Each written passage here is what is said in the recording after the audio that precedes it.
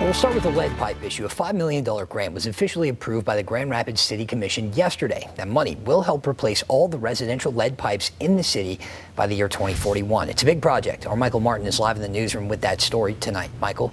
Yeah, Doug, the money comes from the EPA, and Grand Rapids is one of just 3 cities nationwide to get this specific grant, and it's key in reaching the city's goal of replacing all of our residential lead service lines within the next 20 years.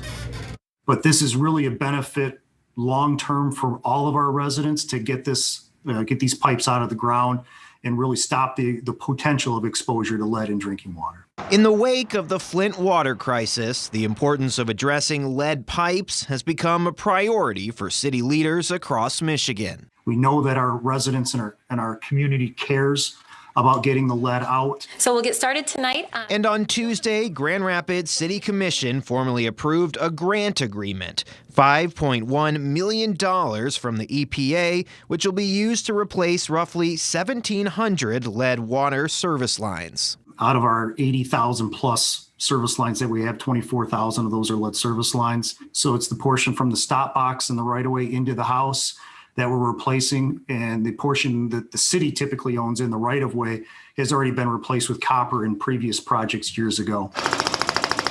You see, in 2018, the state expanded our Safe Drinking Water Act, putting cities on a path of removing all lead service lines by the year 2041.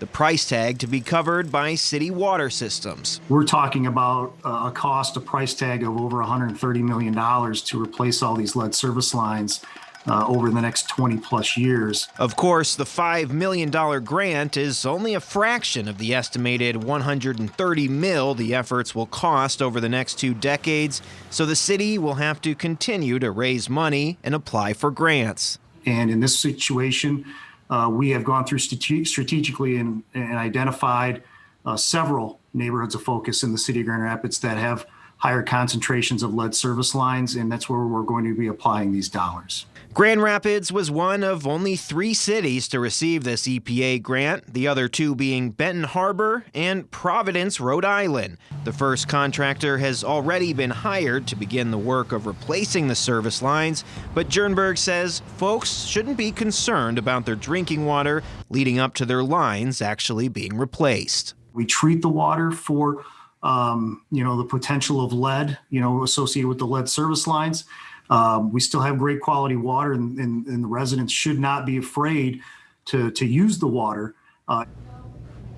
Yeah, so Jernberg says while a $1 million contract has already been granted to begin this work of replacing our lead service lines, the city is still looking to award several more contracts in the near future. So if your company is interested, you can reach out and get in on that bidding process. For now, though, live in the newsroom, Michael Martin, Fox 17 News.